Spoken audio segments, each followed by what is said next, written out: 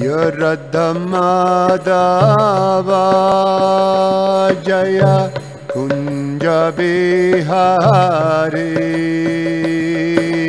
Jaya Radha Madhava Jaya Kunja Bihari Jaya Radha Madhava Jaya Kunja Bihari Radha Madhava Jaya Kunja Bihari Gopi Jana Vallabha Jaya Girivaradhare Jaya Girivaradhare Gopi Jana Vallabha Jaya Girivaradhare Jaya Girivaradhare Yashoda Nandana Jaya Vraja Jana Ranjana Jaya Vraja Jana Ranjana Yashoda Nandana Jaya Vraja Jana Ranjana Jaya Vraja Jana Ranjana Jamuna Tiravanachari Jaya Kunja Bihari Jamuna Tiravanachari Jaya Kunja Bihari Jaya Radha Madhava Jaya Kunja Bihari Jaya Radha Madhava Jaya Kunja Bihari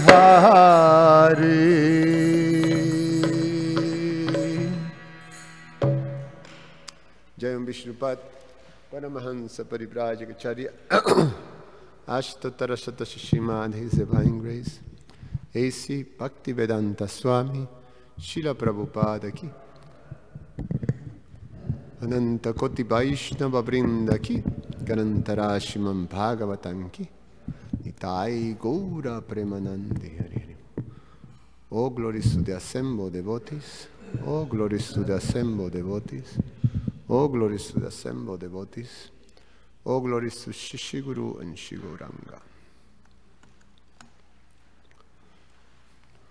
Om Namo Bhagavate Vasudevaya. Om Namo Bhagavate Vasudevaya. Om Namo Bhagavate Vasudevaya.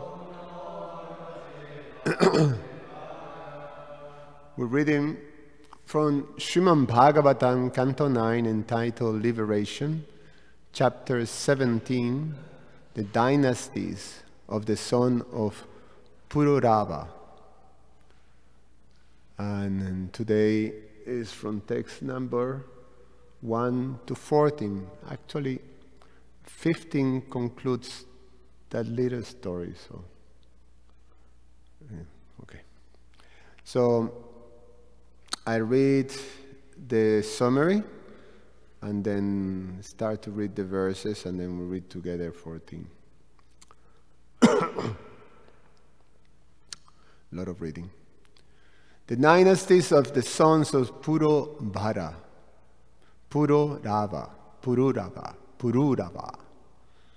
Remember a few chapters ago the narrations of King Pururava and Urvasi, a famous story, sort of tragic love story in the Bhagavatam, and how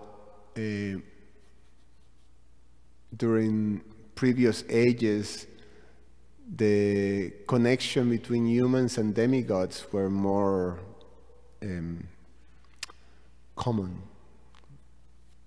So heavenly people will be intermixing with humans.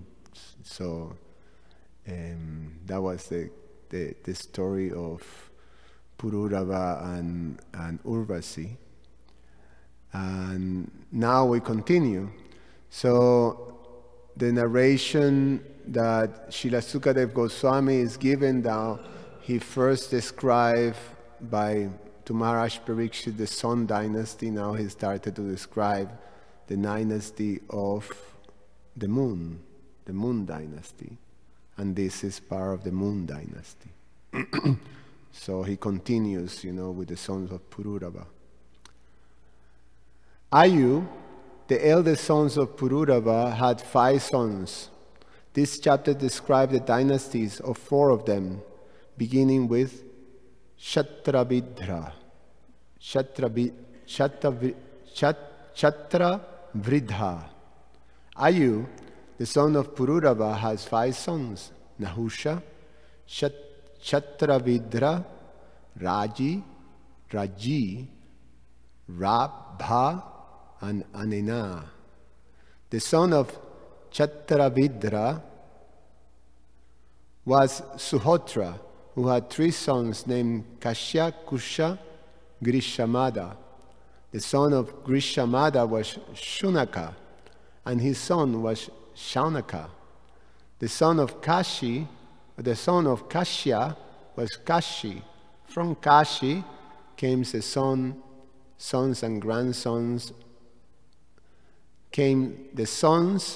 and grandsons known as Rastra, Dirgatama, and then Dambantari, who was the inaugurator of the medical science known as Satyavesha. As a medical science, I was known as a Shaktyavesha, incarnation of the Supreme Personality of Godhead, Vasudeva. The descendants of Dambantari were Ketumam, Bhimaratha, Divodasha, and Dyumam, who was known as Pratardana,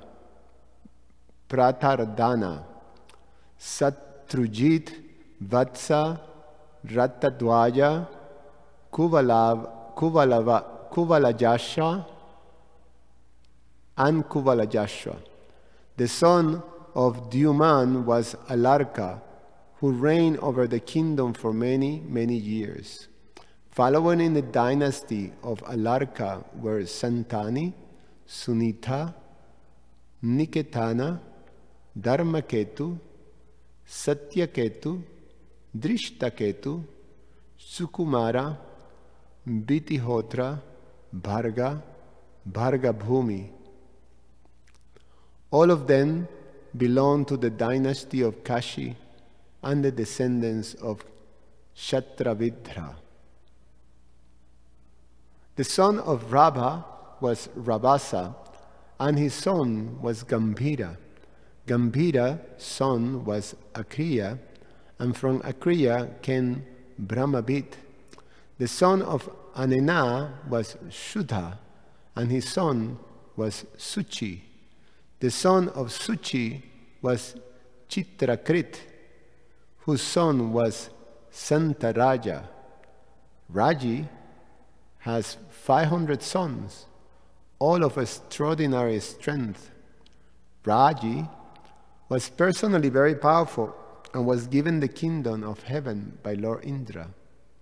Later, after Raji's death, when the sons of Raji refused to return the kingdom to Indra, by Brihaspati's arrangement, they became unintelligent and Lord Indra conquered them.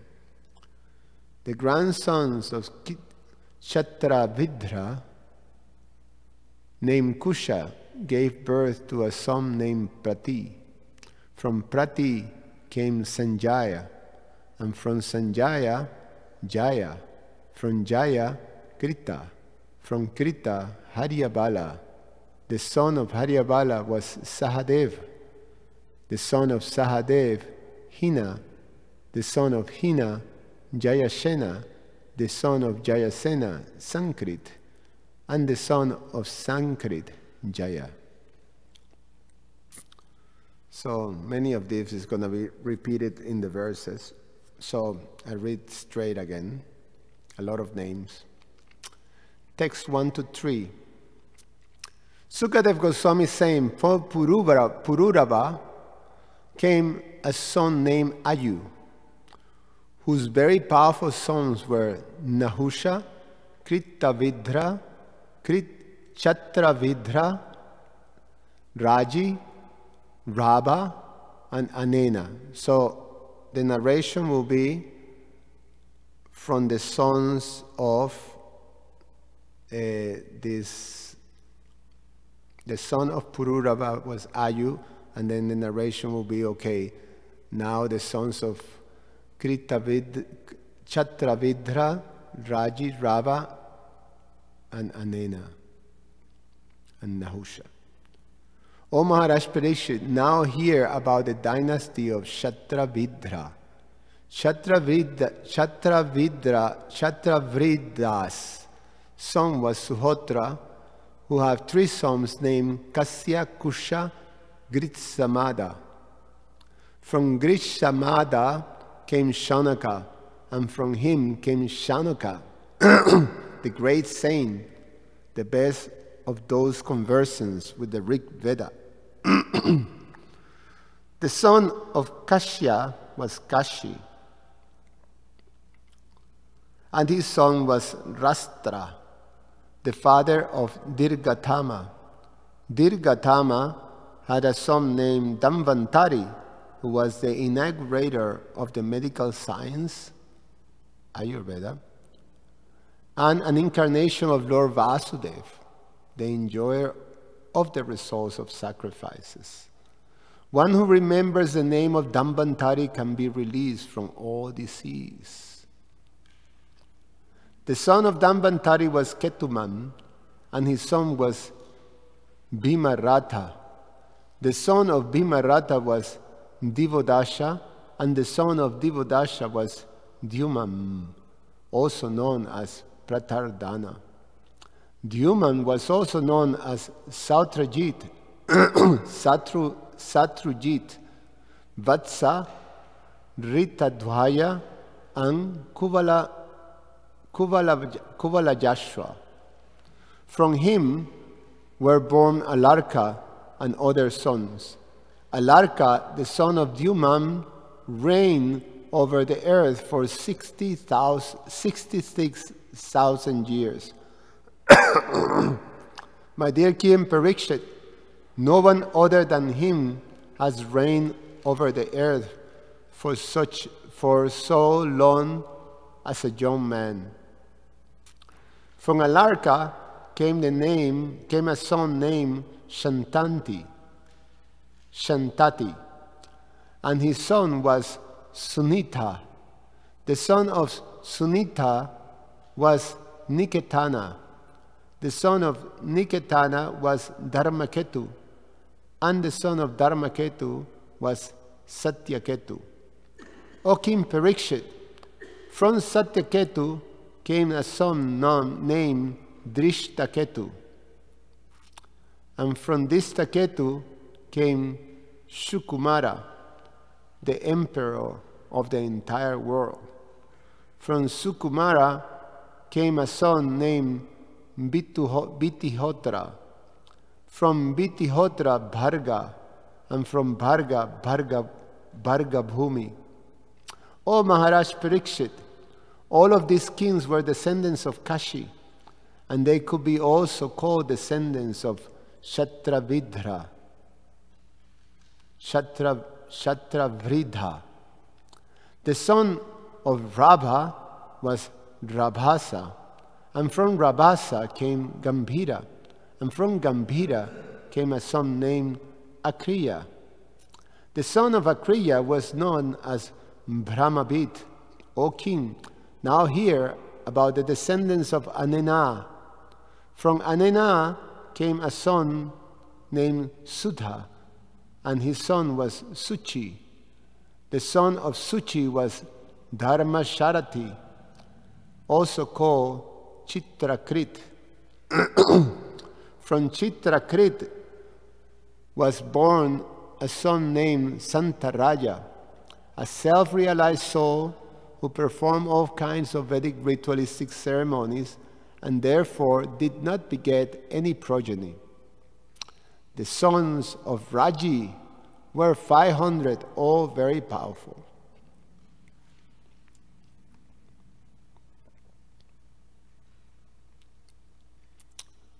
On the request of the demigods, Raji killed the demons and thus returned the kingdom of heaven to Lord Indra.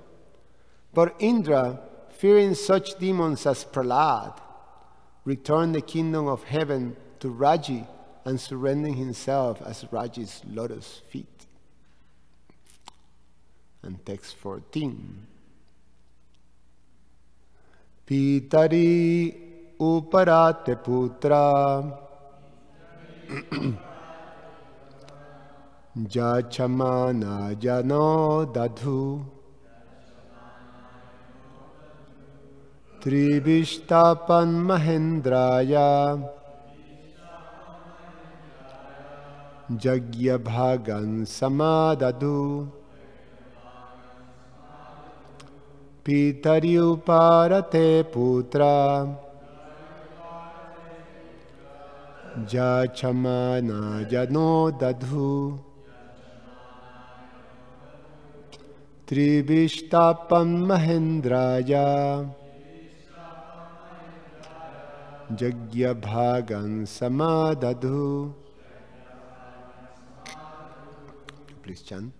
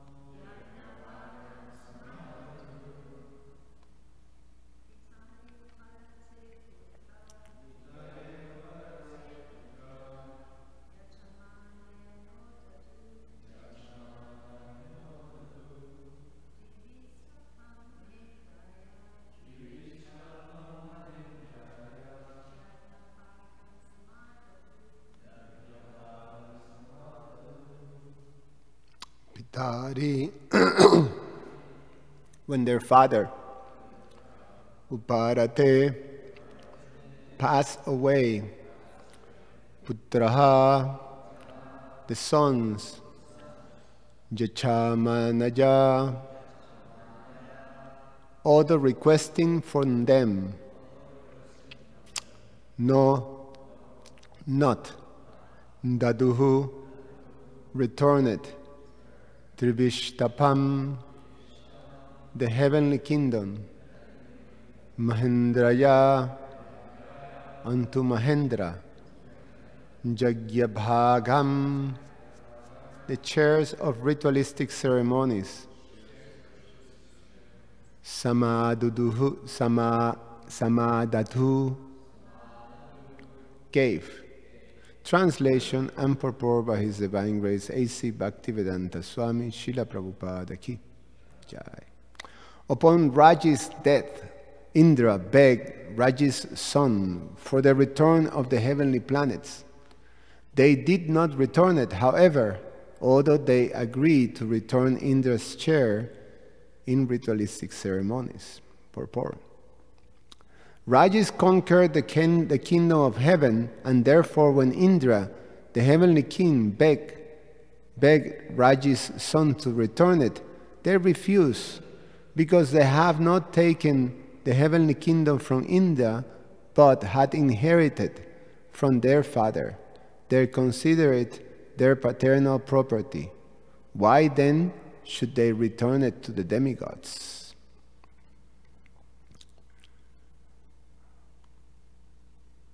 Now, I was saying text 15 because it concludes this little piece of a story of Raji's conquering the heavenly planet and how he went back, and then he goes back into.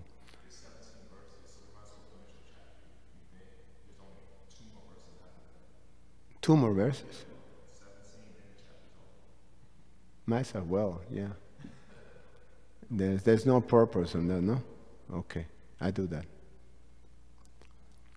So, text 15. Thereafter, Brihaspati, the spiritual master of the demigods, offered oblations in the fire so that the sons of Raji will fall from moral principles. When they fail, Lord Indra killed them easily because of their degradation. Not a single one of them remained alive.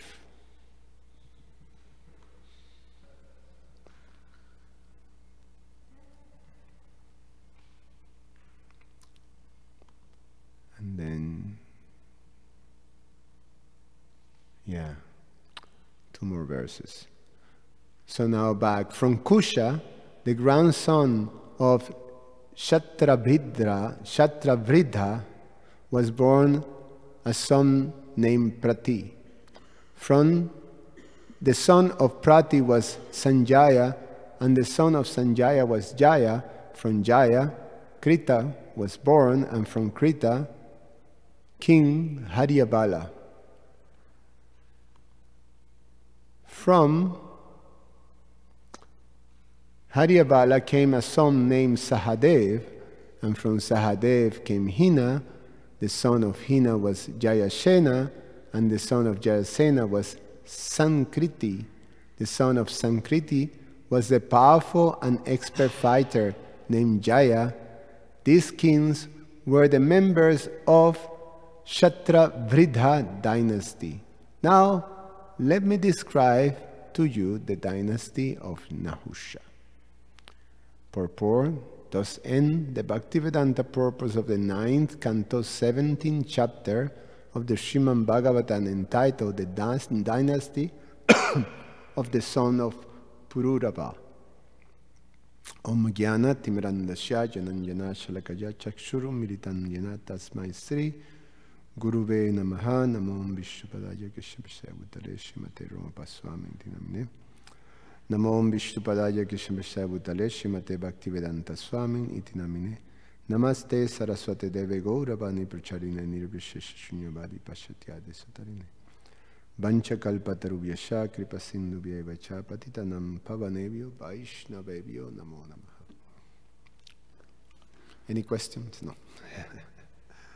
So,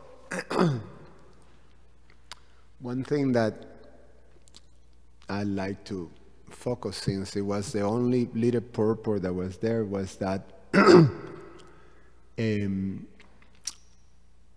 little piece of information on the exploits of King Raji.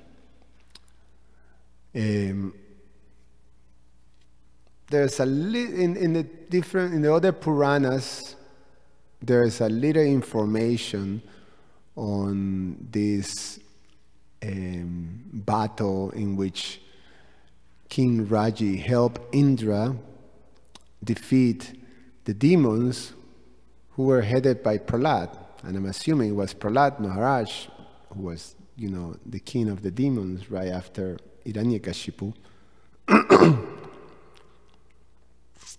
And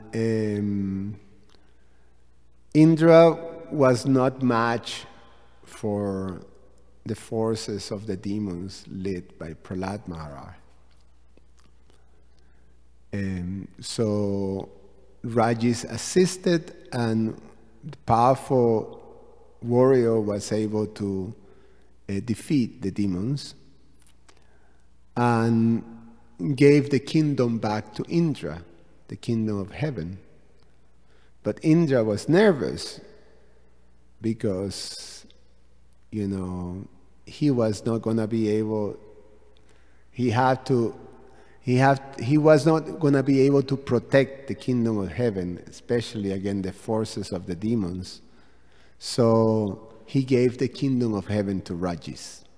That's more or less the situation. When Rajis passed, the explanation here is when he left his body, then the kingdom of heaven was inherited by the sons of Raji, who was 500 sons. And they were very powerful too. So Indra came begging, "Can I have a kingdom back?" And the sons of Raji says, "Nope. You can get, you know, some of the benefits of the sacrifices, so just be happy with that. We give you that."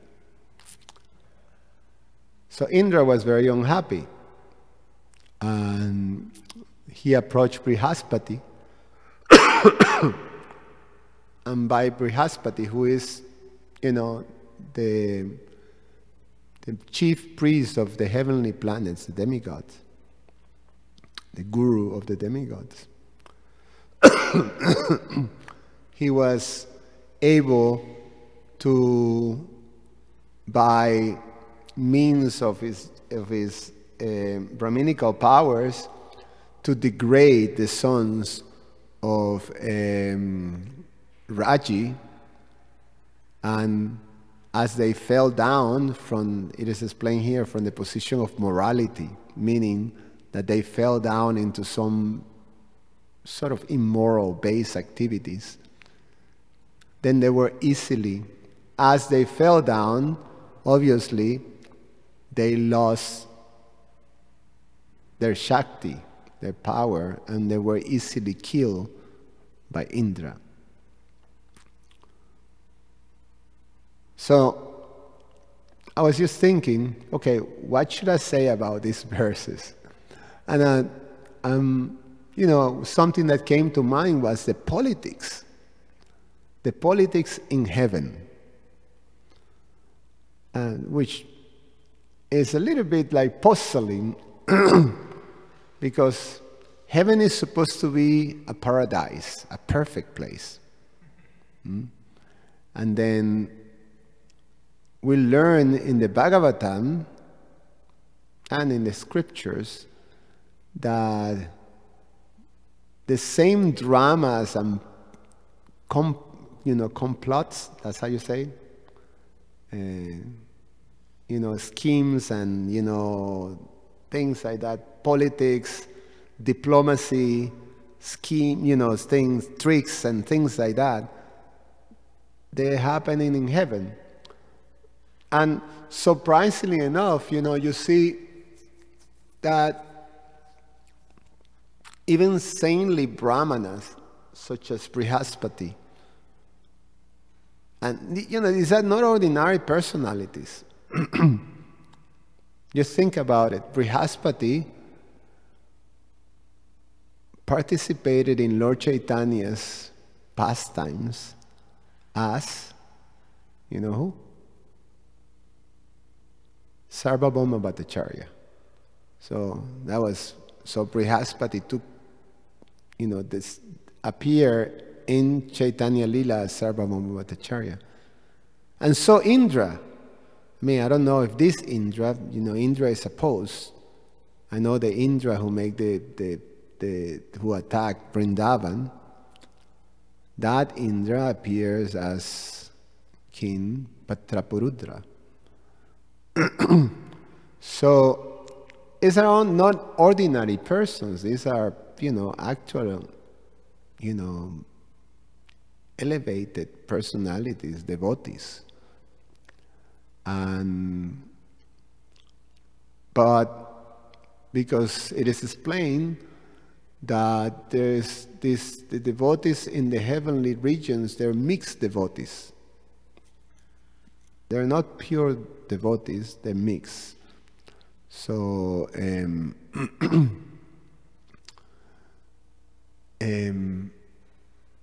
they have to deal with all these, things that really it doesn't make the experience of the heavenly planets. That's when one comes to knowledge, to transcendental knowledge, is not appealing, because it's not really very substantial differences from the experience in the material world, in this earthly region. And Krishna explains that in the Bhagavad Gita, famous, verse in chapter 8, Abrahma, Bhuvanal Loka, Punar Avartinorjuna, Man Upetya Tukunteya Purnan Jamma Navidyate. That from the planet of Lord Brahma all the way to the lowest planet in this creation, they're all places of misery, where repeated birth and death takes place. So that's the bottom line. So this is a place in which there's fear, constant fear. And what is that fear? That you're going to be losing things that are dear to you, starting with even your own life. Miseries of repeated birth and death. So, it's not a perfect place. Although the descriptions are very appealing for materialistic people of the heavenly planets. There is these beautiful gardens. What's the name of the gardens? Remember? Say that down. Nandanakana are gardens that they're so beautiful, and the fragrances, the flowers, the visuals, the artistry, everything is just the gardens here. There's some famous gardens. The gardens of the Louvre in these castles, in Europe. It's not even a comparison. It's like, there's no comparison. The fragrance, the flowers, the visuals. And then there is, everybody is extremely beautiful. Like extremely beautiful. It's displaying the beauty that, one admires here, beautiful people, beautiful, women and men, handsome men, and then, but in comparison to the heavenly planets, they're just like, some nothing. And there is this soma ras, this beverage that when is, that is intoxicating, but instead of making you, like a drooling, fool with alcohol, then it makes you very, it gives you vigor, and strength and clarity. So, and then life goes for very, very long time. So all this great, and the opulence is tremendous. So all these things that are so appealing, paradise. But we see how constantly there is a struggle for control in these regions. And there's constant anxiety that the demons are going to try to take up. And in fact, it happens quite often, in the narrations. So it's not at all appealing. Although, the karma candies or the materialistic people, their followers, the materialistic followers of the Vedas, they are very much intent in trying to reach the heavenly planets. But constantly in the scriptures, one is being discouraged of that. Krishna tells in chapter 9 that when they have thus enjoyed vast heavenly sense pleasure and the result of their pious activities are exhausted, they return to this mortal planet again. And thus those who seek sense enjoyment by adhering to the principles of the three Vedas achieve only repeated birth and death. So, one is being discouraged from that whole thing. Being discouraged to actually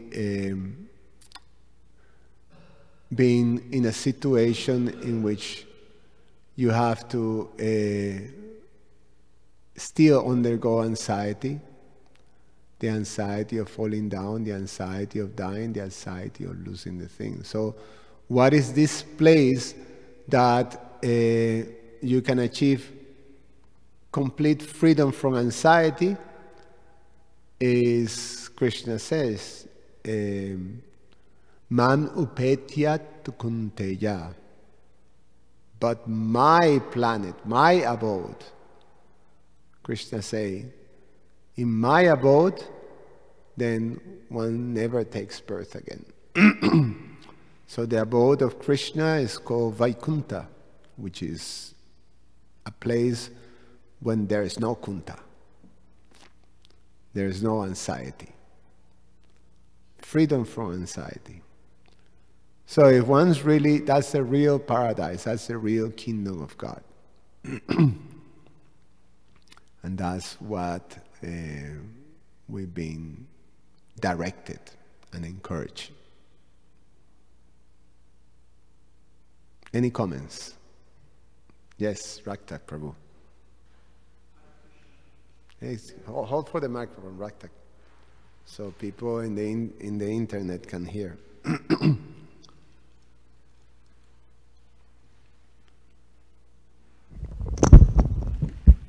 Hare Krishna. If there was like freedom from anxiety in the spiritual world, why did some of the living entities become expelled from the spiritual world? Not necessarily expelled. To the material world. Yeah, it's a choice.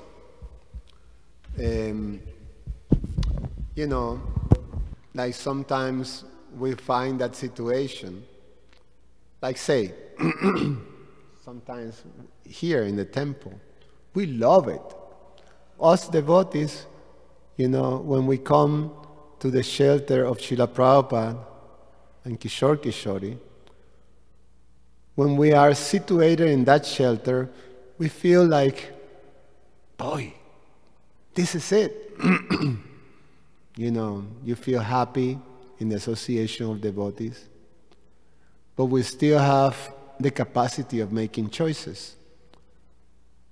And not because we're questioning, the shelter of Srila Prabhupada and the deities, but we have the desire to experience something, curiosity, or just in one sense, just some desire. So it doesn't question the actual space of, you know, happiness and freedom from anxiety that we you know, we were situated in. But it's just the misuse of our free will, and we make a wrong choice.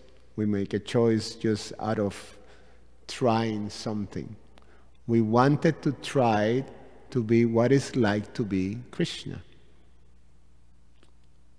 So it's not necessarily we're expelled. Krishna is not expelling us, you know, kicking us out. Rather, you know, okay, that's what you want to do. Here's a playground that I created. You can play being Krishna, you know. And I'm going to I'll go with you and try to correct you, you know. So Krishna is quite a caring caretaker, or like a father. He doesn't leave us alone, even through our bad choices. He's like watching us. Is that right? Is that all right? If they answer the question? Okay.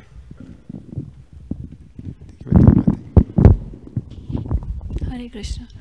You said Prahlad Maharaj attacked the Devtas. So if he yes, it's quite something. If he is a devotee, then why didn't he live satisfied with the kingdom he was given? What was the need to increase his kingdom? Not only Prahlad Maharaj, but also his son, his grandson, Bali Maharaj. Bali Maharaj, yeah. They also was, Bali Maharaj even was more intense than Prahlad Maharaj. And the two of them are considered, you know, among the 12 Mahajans. So why would they do it? Actually, it was explained, I'm not sure. But one thing is that apparently the demons wanted to install Prahlad as the Indra. And actually Prahlad would have been a much better Indra than any. So maybe that, you know, that was Prahlad's purpose. I'm not sure. But also, he was the king of the demons. So kings have certain duties to perform. They have to conquer. They have to expand their kingdom, etc., etc. So how Prahlad, you know, guided the demons, and you know, I don't know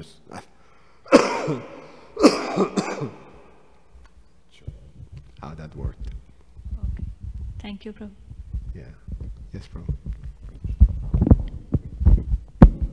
Hare Krishna, Prabhu. Thank you for your class.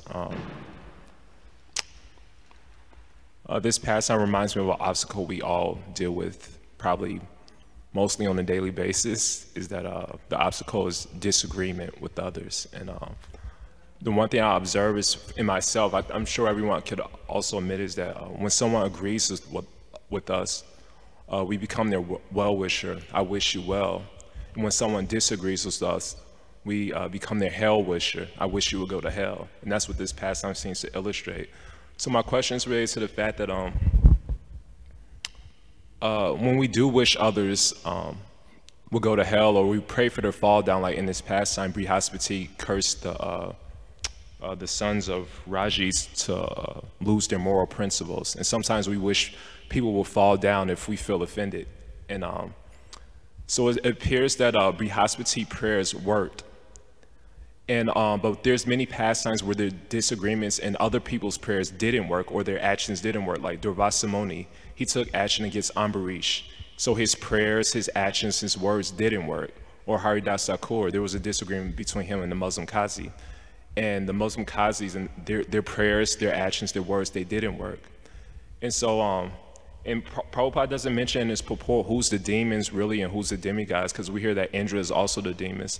So the only comment maybe you could explain about this that I really realized that helped me in my own conscience when there's disagreement is that, and maybe you could elaborate on it, is that even when somebody does get justice, and we expel the people we don't like, or we have a disagreement, we feel like we've been justified. But I've noticed in my own life is that even if I feel like I've received justice from an external point of view, the one thing I can't control is whether other people glorify the person I don't like.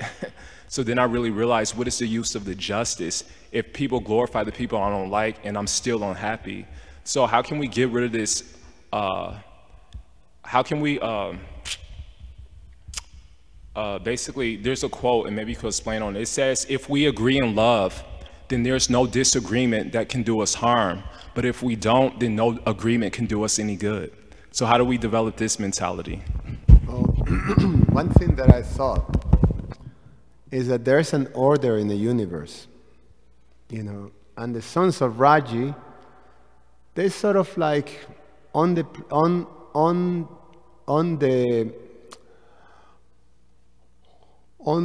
reasoning of, we receive this from our father. This is our inheritance. They were challenging, universal order. There's a structure in the universe. And Brihaspati is the head priest of the head Brahmana in that, in the heavenly region. So Brihaspati directs things, and give advice, give direction. He's the spiritual master of the demigods. And Indra is a pose that has been, that is within this universal structure. So, if Brihaspati arranged for the sons of Raji to be punished like that, or to have to go through that, was because it was necessary for establishing the universal order. And that's, how I see it. Sometimes disagreements comes, with, well, my opinion, your opinion, that opinion, like that. Everybody has an opinion if we are in an equal footing. But we're part of a structure. I can have an opinion that I don't like the laws of the state, but hey, that doesn't change, there's no going around. You have to cooperate with the order, the structure. And that's how I understood it. That and that's what Lord Vishnu usually, the demons, they want their fair share. Why the demigods? Well, that's the universal order that is established. And Lord Vishnu always comes to protect that universal order. And to reestablish again, Indra in this position. Indra sometimes make mistakes. So it's not that the structure is free from mistakes. However, it's a structure that keeps order, that is established by, the higher authority, by Krishna himself. So all of those who are part of the structure are meant to actually cooperate and see, work with the structure. We can question things, and sometimes persons within the structures, they fall down or get punished. We see that. Indra, sent them to be a pig for some time, But the structure doesn't change. So if the person is qualified, and Brihaspati considered that Indra was qualified to remain in his post, then the sons of Raji should have cooperated. Sure, you are the king of heaven, so you should be, the situation that my father was in charge of the kingdom of heaven was circumstantially, because your father was able to protect the kingdom of heaven that Indra was not. But now it's a different situation. So, these things, they're more complicated. There's not such a thing of, black and white, justice, this and that. We have the same thing within ISKCON.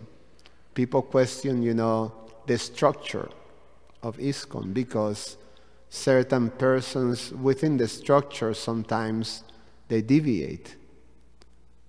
That doesn't change the structure. Prabhupada gave us a structure. So if you want to function outside the structure, you can't. If you want to be part of, a particular environment, you have to cooperate with the governance structure. Anyway, that's a thought. All right? Anything else?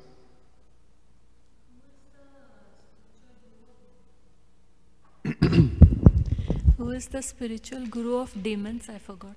Shukracharya. Of the demons. Shukracharya. Yeah. Yes, Giridhari Prabhu.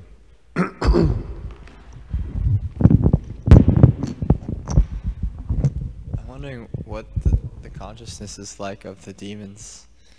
It seems like I have like a highly theoretical idea of what they're like they're maybe like big monsters or something, but it seems like more they're actually quite sophisticated. They can conquer. Very sophisticated. It's amazing, yeah. So maybe they're not, so evil either. Maybe they're just kind of confused. Like in this world we see people who we say the word demons with just anybody who's not a devotee, basically. Like they're pretty like decent. They're not like mass murderers or things like that.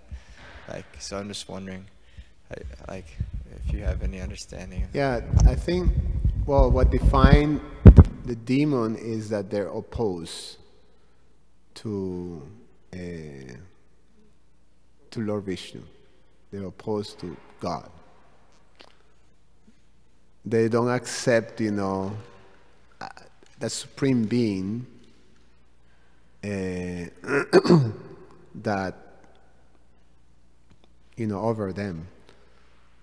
So basically, it's a very, Krishna describes that, Ishwaraham Aham Bhogi, that whole chapter. What is the mentality, the demoniac mentality? It's very self-centered. It's about me, and this is mine, and then, so that's the mentality, and then the bigger demon, the most powerful one rules. And the other one's just waiting for the turn. Like that. And then, all the different gradations of demons. So, the biggest one controls the biggest space. The little ones, they find, if there's little demons, they find the little in which they play the Ishwaraham, Aham Bhogi, this and that. So, among their families, of the two friends, like that. So they're the controller. So it's a mentality that defines the demoniac. And that's basically almost by, there's a nature that is like that.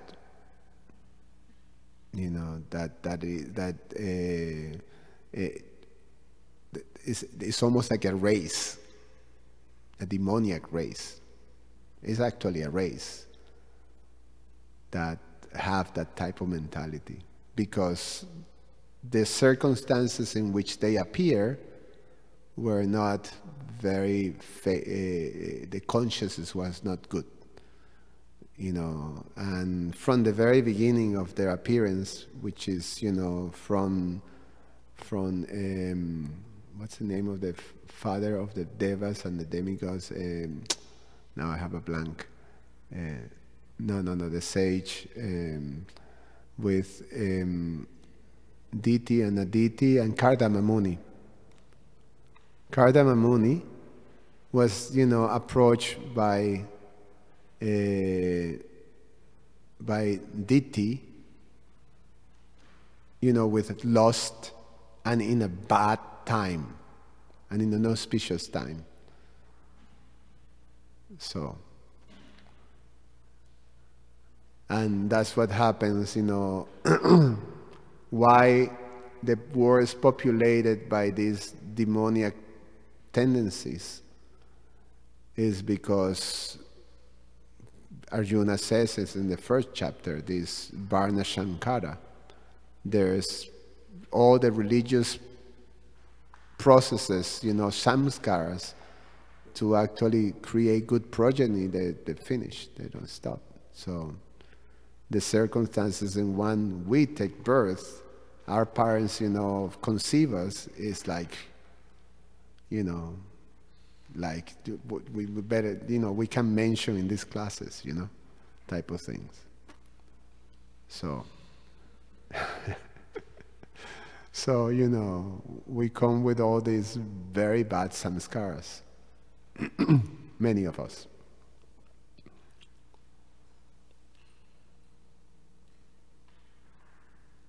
So I guess it's safe to say that this planet is taken over by demonic mentality. Yeah, because with Kali Yuga, what happened with Kali Yuga? The first symptom of Kali Yuga, the Brahminical class fall down. Without Brahminical class, there's no sacrifices. Without sacrifices, it's the whole thing that Arjuna said. You know, why should I fight this world?